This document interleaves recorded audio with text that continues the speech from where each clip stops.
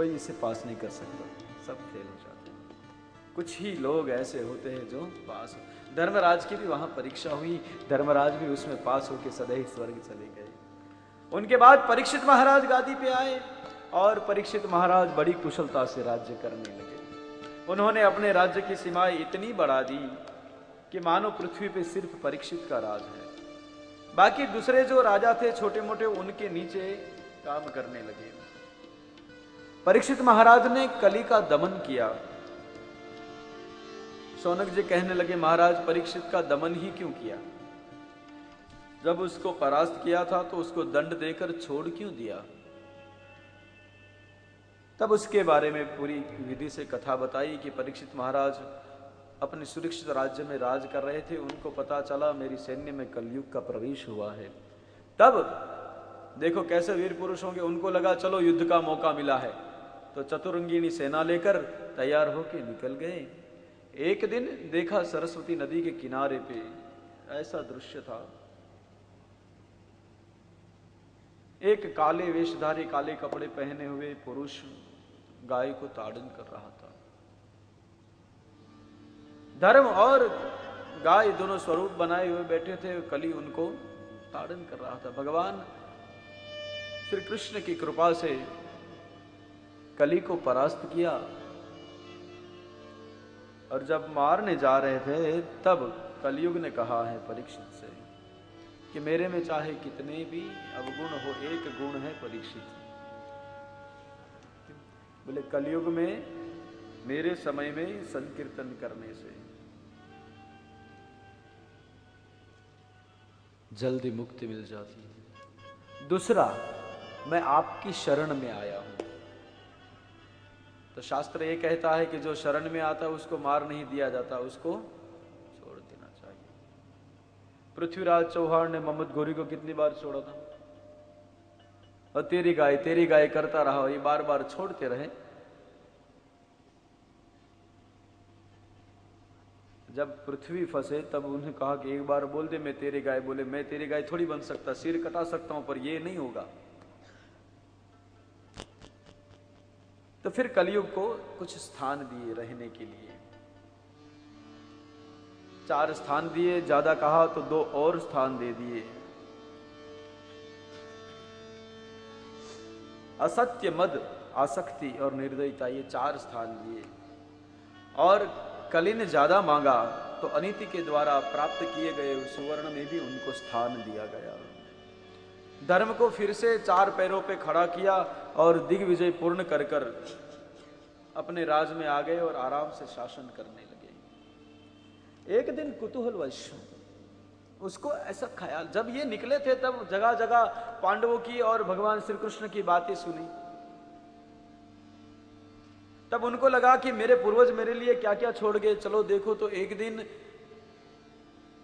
एक पुराना कक्ष रखा था, उसके अंदर गया, उसमें से एक पुराना पटारा निकाला और उसमें सबसे नीचे रखा गया हुआ मुकुट था वो निकाला, और देखते ही हाथ में लेते ही उसे कहा चलो मैं पहनूं तो इसको। उसने पहन लिया और जैसे ही पहना वैसे ही परीक्षित के अंदर कलियुग का प्रवेश हुआ।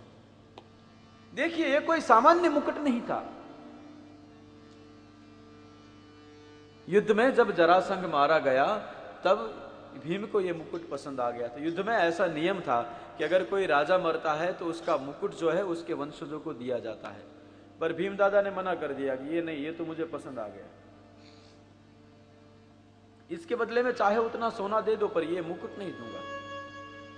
युधिष्ठिर को पता था कि एक न एक दिन इस चीज से हानि होनी है, इसलिए पटारे में सबसे नीचे रखा और परीक्षित का भाग देखो, उसने सबसे नीचे से वो मुकुट निकाला और सिर पे रखा। जैसे ही सिर पे रखा तो सिर में कलयुग का प्रवेश हुआ और मृगया करने का विचार आया, शिकार करने का। शिकार के लिए निकले सेना के साथ में, एक हिरन के पीछे बहुत भागे बहुत भागे, सेना पीछे छूट गई, अकेले परीक्षित आगे निकल गए। बहुत दूर तक आए तो तृषातुर हुए, प्यास लगी, पानी पीने के लिए एक जल सरोवर पे गए। जैसे ही पानी हाथ में लेते हैं तो सामने कुटिया देखते हैं। तो मन में ख्याल आया कि मैं तो इस देश का राजा हूं, यहां कोई ऋषि होगा तो मैं उसके आश्रम में जाऊंगा, वो मेरे सम्मान करेंगे। देखो, राजा को ये सब ख्याल नहीं आने चाहिए। ऋषि से कभी सम्मान मांगना नहीं चाहिए, उनको देना चाहिए, ये राजा का धर्म होता है। पर आज परीक्षित को ये सब ख्याल आ रहे, क्यों? सिर पे कली सवार है, और कोई नहीं, क्षमिक ऋषि का आश्रम था। परीक्षित आश्रम के अंदर आए और देखते हैं तो क्षमिक ऋषि आसन लगा के समाधि में आंख बंद करके बैठे हैं। परीक्षित को लगा ढोंग करते होंगे, ढोंगी बाबा होंगे, कुछ हलन चलन करूंगा तो आंख खोलेंगे और कहे महाराज कब आए, आओ बैठिए, मैं तो समाधि में था, पता ही नहीं चला आप कब आए। पर ऐसा कुछ हुआ नहीं। परीक्षित ने हलन चलन किया, फिर भी ऋषि की समाधि खुली नहीं। परीक्षित को लगा ये ढोंग कर रहे हैं, मेरे राज्य में ऐसा ढोंग होना ही नहीं चाहिए। अपने बाण उठा लिए और सरसंधान किया। देखो, कली सवार हो सिर पे, तब पांडवों का पवित्र वंश, उसमें पैदा होने वाले परीक्षित, जो ब्राह्मणों का इतना सम्मान कर रहे थे, आज ब्राह्मण को मारने के लिए उठ खड़े हुए। इतने में एक घटना घटी।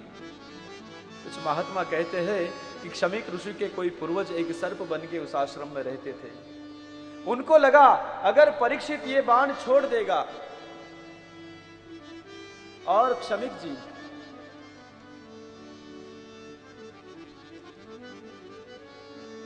जी को ये बाण लग जाएगा तो क्या होगा? बोले पांडवों के पवित्र वंश को कलंक लगेगा। तब उस सर्प ने जोर से आवाज की, राजा बेध्यान हुए, जो बाण क्षमिक को मारने के लिए था उसे सर्प को मार दिया। फिर मरा हुआ सर्प उठा के क्षमिक ऋषि के गले में डालकर परीक्षित चला गया। क्षमिक ऋषि की एक संतान सिंगी और कौशिकी नदी में स्नान कर रहे थे। वहां आकर किसी ने बताई पूरी वृत्तांत कि किसी ने तुम्हारे पिता का ऐसा अपमान किया है, मरा हुआ सर्प गले में डाला। तो अभी युवान थे, इतने क्रोधित हुए जैसे ताम्र वर्ण बन गए, तांबे जैसे हो गए। इतना क्रोध किए और अपने साथी मित्रों को अपनी शक्ति बताने के लिए हाथ में कौशिकी नदी का जल लेकर कुछ शब्द बोले, इति लंघितम मर्यादाम, इति लंघित मर्यादाम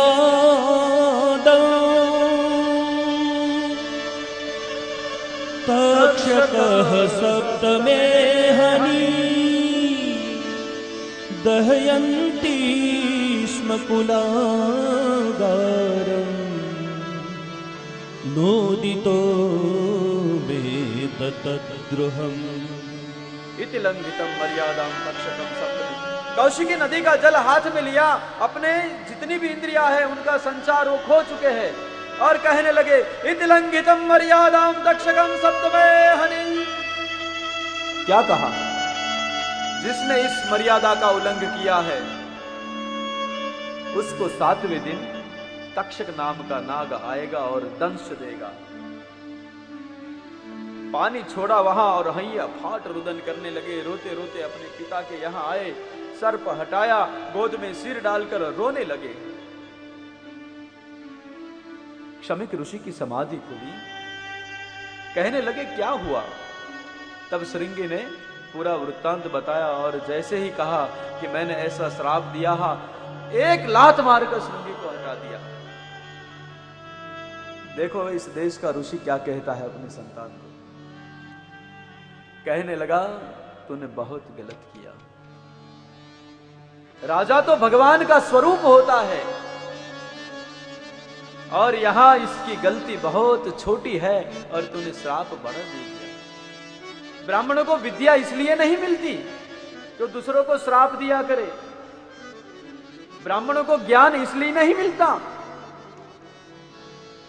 ब्राह्मणों को ज्ञान इसलिए मिलता है कि वो लोगों की सहाय कर पाए।